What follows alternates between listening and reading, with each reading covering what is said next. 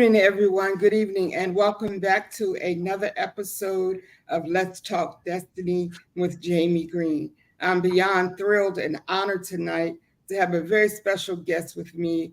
Most of you know my heart towards the impact of incarceration on families. That's, my thing right now.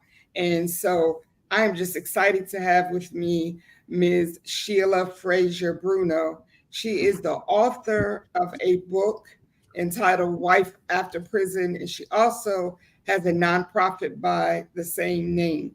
Before we get into our conversation, I would like to thank this month's sponsor, the Heart and Soul Performing Arts. They are sponsoring our show this month, and they are doing a magnificent job in getting our youth off the street and involved in dance and so forth, and teaching them about teamwork and building self-esteem. And we appreciate them for sponsoring us this month. So I want to say there's so much I could say about Miss Shelia, but we don't want to take up a whole lot of time with an introduction. We want to get into the conversation. So, Miss Shelia, Wife After Prison is a very unique name. Where did you come up with that name? Well, I didn't come up with it. It was something that God had dropped in my spirit in the midst of Kevin and I going through, this turbulent time in our relationship. And I was just crying out. And I heard God say, wife after prison. And I took it to Kevin and he said, life. I said, wife after prison. So I get asked that question a lot because it is a very unique name, and I get questions all of the time from people who say, "Is it just for wives? Is it just for wives?" And it's not. It's not. It's for anyone who has a loved one who is in the system. Mother, I get. Contacted by mothers and daughters and fathers. So it's just the title that he gave me, but it's not just for wives.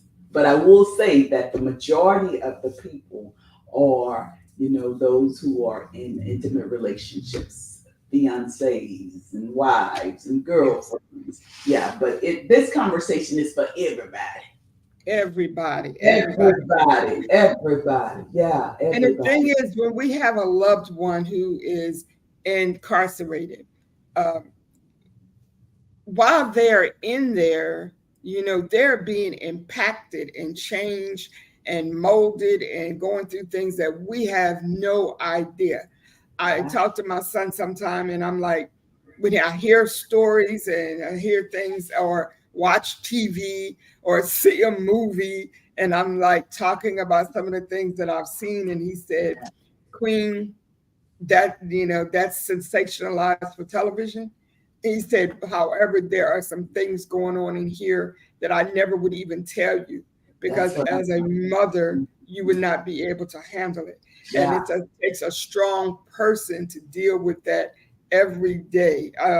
And so when you say in your book and in your bio, you say that you are giving voice to the psychological impact of incarceration. Can you explain what that means? Sure. Given voices because no one was talking about this.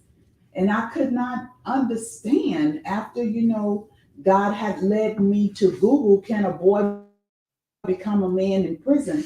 And that's just a metaphor. But after finding that information and Kevin acknowledging that this is what he was going through, I was like, excuse me, I was like, why isn't anybody talking about this? So this is what I mean when I say I give voice to the psychological impact of incarceration and to what you said about your what your son said. And as I often tell people, your loved one will never, ever tell you everything that they have seen in prison, that they have endured in prison. But best believe that those things that they've seen, heard, it stays with them. And this is what I was explaining the other day, I often ask guys who have gotten out, what was it like going in? And the majority of them have said, I had to become someone I wasn't in order to survive. I had Wow. become, like Kevin said, I had to become this monster so Yeah. that I wouldn't be taken advantage of. So here it is. And this, I'm very visual. Just imagine you have worn this mask for 20 years. This mask, this tough guy, don't fool with me, or whatever. You've worn that mask for 20 years. And just because you come off out that back gate, some of those behaviors are still there, right? Yes. So you've worn a mask to survive prison. And then you come out, you got to put on another mask to survive society.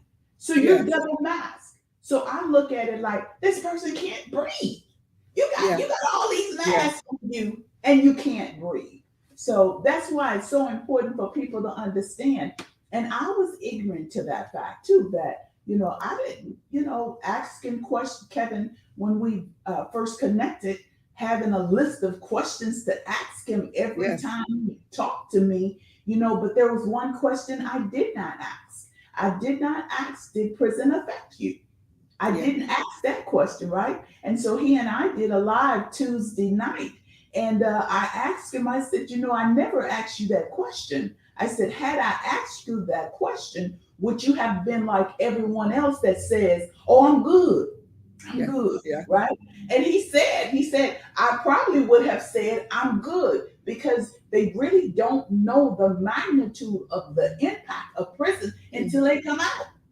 Yes. Yes. Right? Yeah, yeah. So it's so and so important that family members understand, because those guys coming out that back gate, they're gonna be a part of the I'm good club. Mm. I'm That's right. good until different situations occur and responsibilities occur. Then they realize how they were affected by prison. Just this past Sunday, someone who has been out. 5 years, and he had been in several times. 5 years. He tell me he wants to go back to prison. He wants to go back. Anytime somebody says they wants to go back to prison, that's the issue. That's the Yeah. issue. Yeah, Absolutely. yeah, that's an issue. Absolutely. And Yeah, and I think these conversations are so important because we have people that, as loved ones, we're just so excited that they're coming home. And we're just, my baby's coming home, my son's coming home, my husband's coming home, my cousin. We're just excited. Eh, But they've been programmed, like you said, to be a whole different person. They have to do what they have to do to survive in there. There are system solutions that have been put in place that may not have been best for them, but they had to do what they had to do to survive. yeah. So the fact that we're talking about these things, and we need to know what we need to do to be ready for them when they come home. As I was reading your book, one of the things that really stood out for me and blessed me as you were sharing your husband's experience and the impact it had on your marriage was that your faith remained. And your faith is what carried you through that. Can you talk a little bit about that? Sure, I can. Yeah, it was my faith that carried me through. But let me say something. We can be in faith, but that does not omit the pain, That's right. right? That's right. That does not omit the pain. And so it was my faith. I went through a whole lot. Still standing. I had faith. Like God showed me what's happening with Kevin, and He did. He did show me that. And so Kevin went to therapy. I went to therapy, and everything was fine, right? And I wrote the book. I published the book in 2019. 6 months after I published the book, Kevin had stopped going to therapy. And when he stopped going to therapy, those behaviors reoccurred. And this Yeah. time they were more aggressive. Wow. So this time I had to choose me. Yeah. I was in faith for my marriage. Show me. And he did. He did. But the second time around, I chose me. I didn't want me to go back through what I previously went through. But Yeah. the beauty of this is that Kevin, I don't call him my ex husband. Kevin is my friend who I was once married to. But let me Okay. tell you what did it. And this is for family members. This is for family members. Of course, I was upset with him. I was angry with him. How dare you come into my life and bring this chaos into my life? I was good before I got married.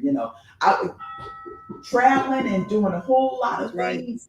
But it was when I understood trauma Yeah. Yeah. and the impact of trauma and what it did to him, then I couldn't be mad at him no more.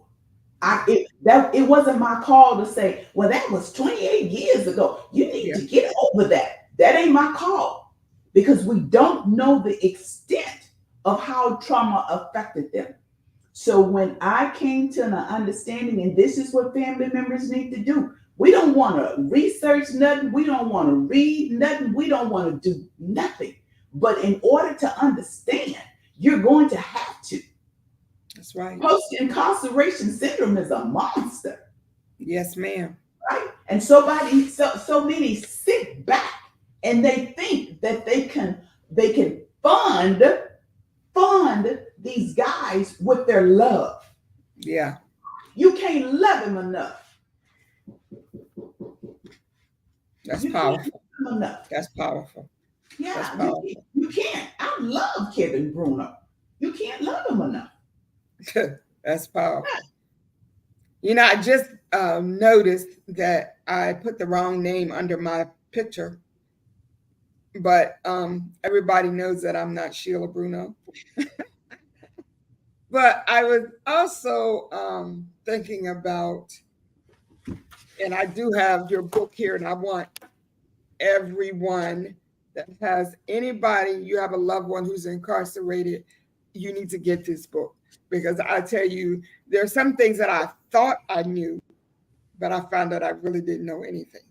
Wow. Um, when did you notice, how did you notice changes in your husband that you could connect back to his incarceration?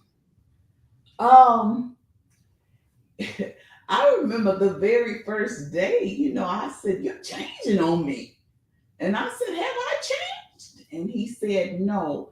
But Kevin is a very kind person, loving, jokey kind of person. Okay. And all of that, it ceased. It ceased. He would be very isolated. He will come in and he would go into his office and he wouldn't um, talk. And Kevin's response to me was always, "I got you. I Yeah. got you." And I stopped getting the "I got yous." It changed. And so this is another thing that he and I talked about this week is I said that he changed instantly, kind of suddenly. But this is the deal. The change had already occurred internally. Right, And right, then right, it just, right. you know what they say about that pressure in that pot, in Yeah, that yeah, pipe, right? So he had already began to change on the inside, but it became such a burden on the inside that it began to yes. surface on the outside. So it Got wasn't, you. it was over a period of time. And that's what I call, suffering in silence. A lot of them Yeah, suffer in silence. This one guy eventually just committed suicide, right? Several people have gotten out and committed suicide because they suffered in silence for so long. And yeah, then the noise and the chatter in their yes. head, they can't silence this. And this is why a lot of people who didn't use drugs before they went to That's prison, right. but they come out or they started using drugs on the inside On the because they're inside. trying to silence the noise in their heads. Absolutely. Yeah, Absolutely. My yeah, son yeah, said to me, he said, Mom, think about every day you walking past a cell um, and you see a person hanging from their bunk with from a sheet, or you walking down a tier and you look down and you see blood flowing out into the hallway where somebody has cut themselves, killed themselves. yeah, Imagine what that does to you over a period of years. And yeah, then you can't even verbalize yeah, what it is because they want to just put you on pills, which really doesn't help all the time. He said, but then there's people who he was talking, we were on the phone last night, and he said, it's like the walking dead in here. He said, I'm sitting here now and I'm looking at a brother just nodding over, about to fall out of the chair. He's so high. yeah, And that's yeah, what he does every day. He said, but yeah, that's how he deals with it. And yeah, so you let that person go. And a lot of times, this is one of the things that bothers me, Sheila, is once people go to prison for whatever reason, whether they're guilty, innocent, whether it was a violent crime, nonviolent crime, whatever the case may be, too many people write people off and cease to see them as human beings. mm-hmm, And a large portion of those people are going to be coming home. They're mm-hmm, going to be returning to our society, to our communities. We need to be prepared for the return. And yes, this is what I really wanted, why I've been wanting to talk with you, because how do we get prepared? I mean, like, I know you said something in your book that was really important to me. You talked about arrested development. mm-hmm, And I had a brother who also was incarcerated. He's deceased now. And he was like maybe 19 when he went to prison. I mean, he was gone for like, I want to say 10 years. And when he came home, he was just still really doing like immature things. And my dad said, he is still the same age he was when he went to prison, mentally. yeah, And it took me a while to process that. yeah, So, can yeah. you just talk a little bit about the arrested development and then share with us some things that we should be doing to prepare ourselves? Okay, so yeah, so I learned actually it was Kevin's mom because Kevin did something and I was like, who does that? And yeah, and she confided and she told me she said, don't tell him I told you. She said, but Google arrested development. And so arrested development is when the psychological development of our brain is incomplete at the time that we suffered some type of trauma, right? So you get stuck. And then going into prison at 19, at 15, you've never had an adult relationship. You've never matured in that part of your brain. So many wives have said, it's like I got another child, you Right, know? right, And so that's what it is. And people don't understand that because they don't take the time to read. But yeah, you have men who are 40, 50 years old coming out and they behave as though they're 20, as though they're 17 or whatever. And that's because the psychological portion of their brain is underdeveloped. So yeah, yeah, wow. that's a lot, and it's so much. But I'll share this with you. Uh, I I just said to God the other day, I'm tired, and I said I've been on this journey for 6 years, and Yeah, my message has reached over 100,000 people. yes. Uh, 2 different countries. I'll be going to Alaska in September to have this same conversation, right? But in June, I had the opportunity to speak before the Department of Corrections in Las Vegas. Okay. And at the end, one guy said, what's the solution? And that stuck with me and that bothered me, right? And that's why I said, God, I'm tired. I'm kind of tired of saying the same thing. I am result driven. I'm result Right, driven. right, right, So right. I said just Tuesday, I put my private group on pause because my thing is this. Okay, God, you revealed this because you are definitely concerned about those who are incarcerated. Now Yes. I need you to tell me what's next, Right, right, right, right, right. right? But I have recently had some psychologists and reach out to me, some associate professor in criminology. These people are reaching out to me. I'm like, y'all get all the alphabets behind y'all now. Yeah, yeah. And so I think the next step is that I am going to have a conversation with them, right? But not without the experts, and the experts are the guys who have been to prison and who have been Yeah. out. And so we're going to come up with something because uh, I'm like, God, what's next? What's Right, next? right, I've been knocking on doors. People turn a blind eye to this conversation as it doesn't matter, like it does not matter. People think just getting them the job is the answer. That's not the answer. But you know what? We as family members, and this is why hold the family members accountable. We as family members have to get this message to our loved ones on the inside. Because yes, the Department of Correction ain't gonna sit there and tell you, yeah, prison mess you up. They're not that's gonna right, tell you that. But we that's as right. family members, my book, I donated to 17 prisons, 17 states, to a prison in 17 states. My goal was to put a book in every prison in the Every US. person. Completed 17 states. Self-funded self-funded. Yeah, Right now, I have my book for free. Just that's seven correct. ninety nine. Seven ninety That's nine. correct Ship for it and shipping. handle it. And my That's thing right. is this too. I had to stop people from just in my ear 3 4 times. Taking their calls. And I'm like, if I'm Yeah, talking and you ain't listening while I'm talking, I'm not going to right, continue to right, say the same thing. Give right. your loved ones, send them a copy of this book. Yeah, Yeah, because I've had guys on the inside who wrote me after reading the book saying, thank you for writing your book. I now understand. One guy even said, maybe if I had this is my fourth time in prison. Maybe if I had this information early on, my wife will still be alive. yeah, yeah. You see what I'm saying?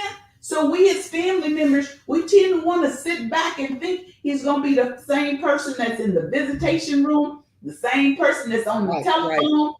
right. You are up for a rude awakening. And I'm That's right. trying to wake you. I'm trying That's to right. wake you.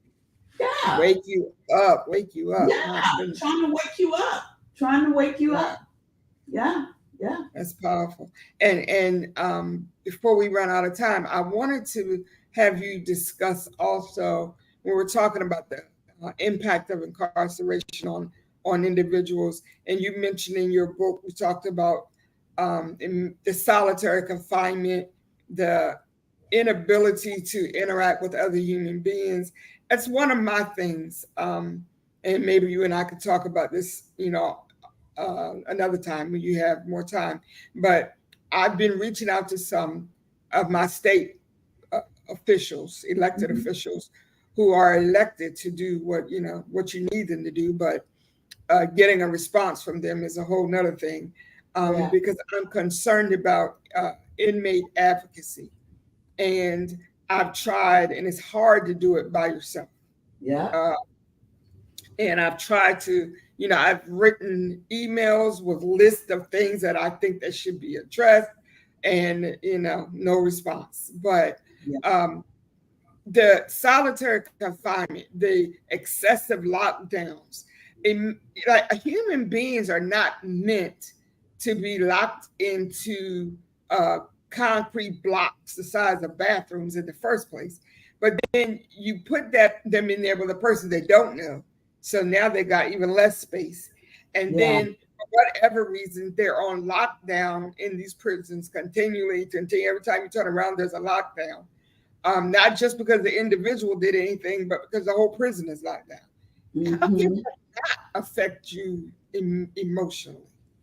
So I just last week, a couple of weeks ago, maybe a couple, yeah, not even 2 weeks, um, someone very close to me just got out of solitary confinement, 365 days. Oh my God.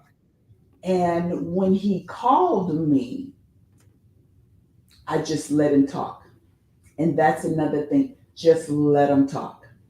Because if you let them talk, you will hear the pain. You Yes. will hear you, their mental state will speak to you. And Yes. he said to me, and he just talked. He talked and I listened. He said, within that year, he said, I had 3 different cellies. He said, one of them was full blown schizophrenia. He said he would talk to another person. He would fight with this person. He said, so I didn't get any sleep because I didn't know what he was going to do. He said, finally, I just kept saying, let me out of here. Let me out of here. Right? 365 days in a cell. What did you think you was going to accomplish? Where is the Right. rehabilitation in that? That's nothing Exactly. but dehabilitation right there at its finest. Absolutely. I heard Absolutely. one guy said I was in solitary confinement for 24 and a half years. He said, Wow. when I left prison, I left from solitary confinement back to the streets. I left, one lady said, my husband, and she didn't understand, doesn't sleep with me. He's been out 3 years. He sleeps on the sofa because he's not used to sleeping with anybody. And he shared with her just the touch, just to have somebody touch you. He said, and I'm scared that, if you roll over and touch me, then I might do something to you. Right. Right. Right. Right. That's Right? right. So, and one guy confided he was in there for 19 months. He said, while I was in solitary confinement, he said, mentally I became unraveled.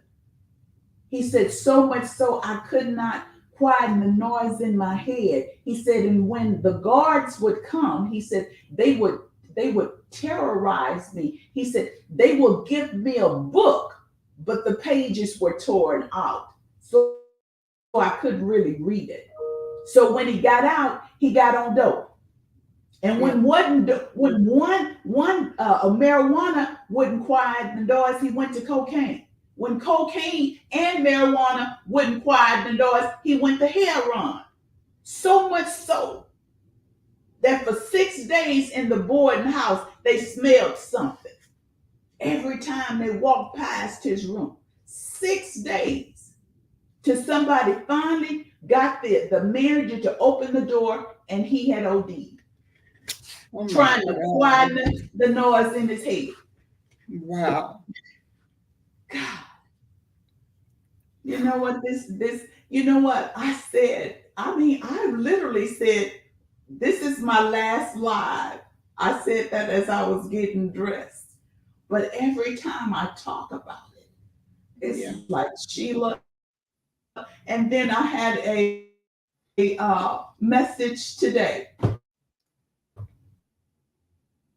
She said, I went to your group and I said,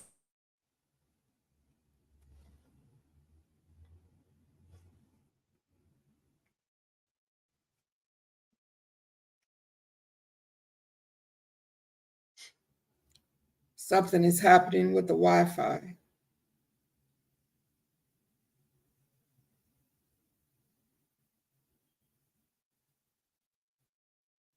Wow.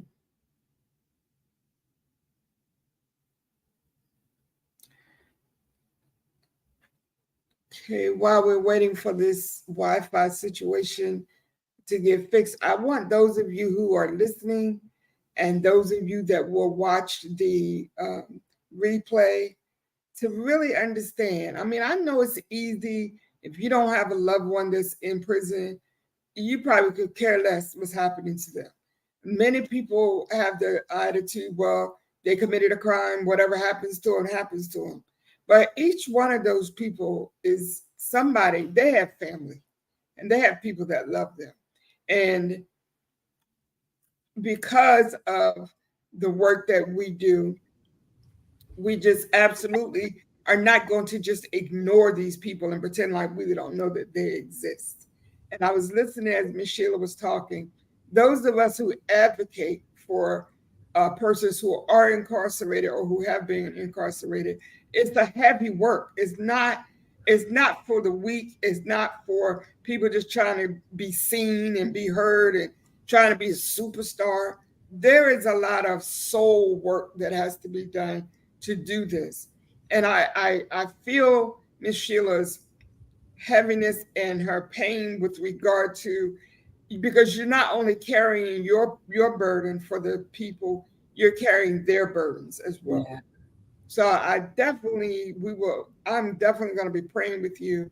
And I want to say to you, as I said earlier, that I would love for us to just have a conversation. Maybe you can give me some suggestions, um, advice on what I need to do, because, I really have a burden for the families of those who are incarcerated. And I just feel like sometimes I'm got beating my head on the wall because people are just not responding. Um, they'll inbox me with their concerns with their loved ones, but when it comes time to speak out, to Yeah. share, like they disappear.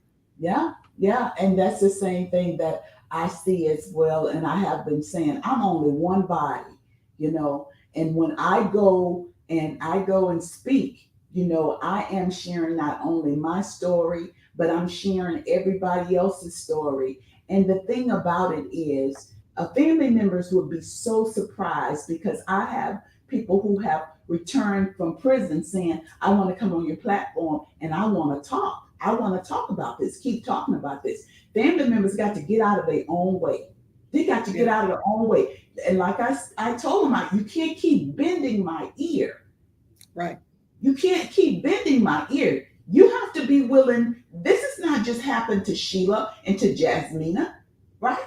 You have to be willing to say how it has affected you. As I was saying when we got disconnected, I got a message from a lady that says, um, I see you pause your private group. She said, I need to talk to somebody. Who can I talk to about this? But until we collectively come together and Yes. just refuse to be silent, then maybe somebody is hearing me. Then Yes. they will hear. But a lot of them have not experienced it because they don't have a loved one in prison. So those who have, those who have the power, so associated be that can do something about it. Well, it Yeah. hadn't come to my house yet, so I don't even have to worry about Exactly. Exactly. it. Because It ain't my and I child. Yeah. yeah, and it's like, oh well, they committed a crime, so well, Mhm. good for them, or because it's not their child, it's not their husband, it's not their cousin, it's not somebody they know. And even our elected officials, while they say that they want, they're concerned about all the needs of all the people in the state, they really are not concerned about Yeah. those people in that Yeah. concrete plantation.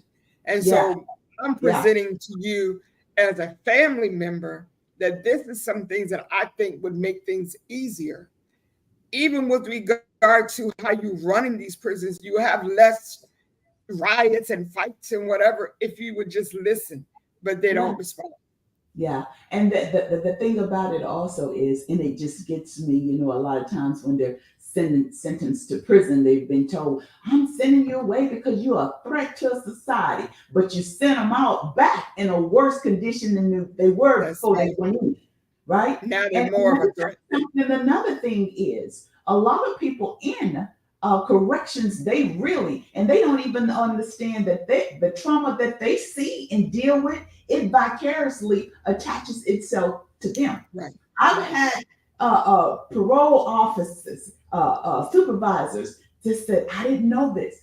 Just in April when I spoke, the parole officer said, you have changed the way that I interact with my clients. Wow. She said, I had no idea. She said, but you have changed the way that I interact with my clients.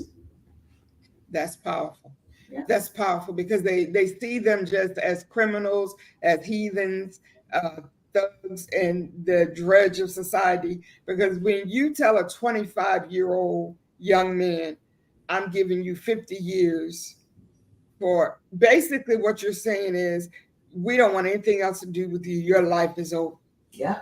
And so, first of all, the fact that one person even has that kind of power is something else that really irritates me. But that's a whole nother conversation.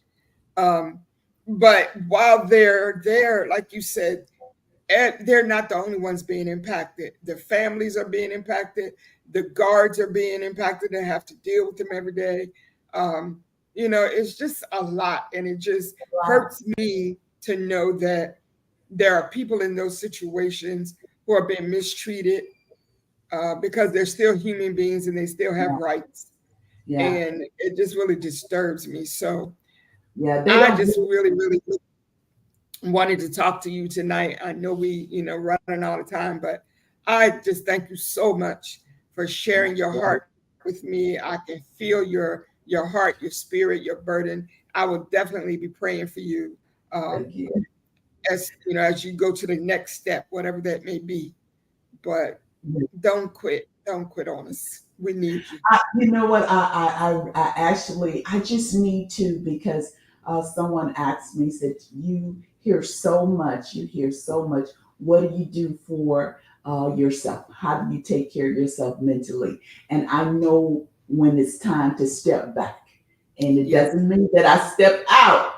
I just need Yes. to step back. And I so understand. after the Alaska trip, I'm just going to just sit still, because Yeah. I'm like, okay, God, over 100,000 people, internationally, and spoke on this subject internationally. I need to know what's next. Yes. What's Yes. next? Because it has Absolutely. to be a next. He just didn't give me this and drop this in my spirit to do this, because I'm an introvert. And for me to be out here talking about all that, Yeah. totally out of my element. But God Yeah. has graced me and appointed me to do this. I have no doubt, but I can't quit, because this is something He's given me. But, however, I have sense enough to know, okay, God, what's next? Yeah. Show me what's next. That's Show me right. what's Right. next. Yeah, Absolutely. yeah, Okay, yeah. Miss Sheila, I'm going to let you go so you can get Okay, some rest, hopefully, for the rest of the evening. Can you oh, just give the audience contact information and sure. how they can purchase your book? Sure. You can go to my website, www.wifeafterprison.org. There's a lot of content, a lot of content. My thing is this: ignorance is expensive. It's Yes. really expensive. It cost me my marriage, right? And so get the information, right? And Yes. this is why I continue to do the lives, and we break post incarceration down. We talk about the 5 disorders that makes up the post incarceration syndrome. We talk about the behaviors. We show you the behaviors. So when your loved ones come home and you see these behaviors, you won't be like, well, why are you doing that? Because you Right. understand. You understand. And Yes. sometimes they think just because their loved ones got 5 more years, baby, it's going to take you 5, 10 years just to adjust. Yeah. Yeah. Yeah. Get the That's right. information. Get the information. Seek to understand, not deny. Prison has side effects. Absolutely. Wow. Okay. Thank you so much, Miss Sheila. Again, I appreciate you taking Uh, time out of your schedule to talk with me tonight. And after you get some rest, and take care of you first. Then we will have a conversation and I will tell you what I'm trying to do, and maybe you can tell me how to do it better. Okay. All right. Right. Well, thank you so Thank you much so for much. having me. I appreciate you, Jasmine. Take I care. appreciate you. I love you. God Love bless. you too. Thank you. Bye bye. Bye bye.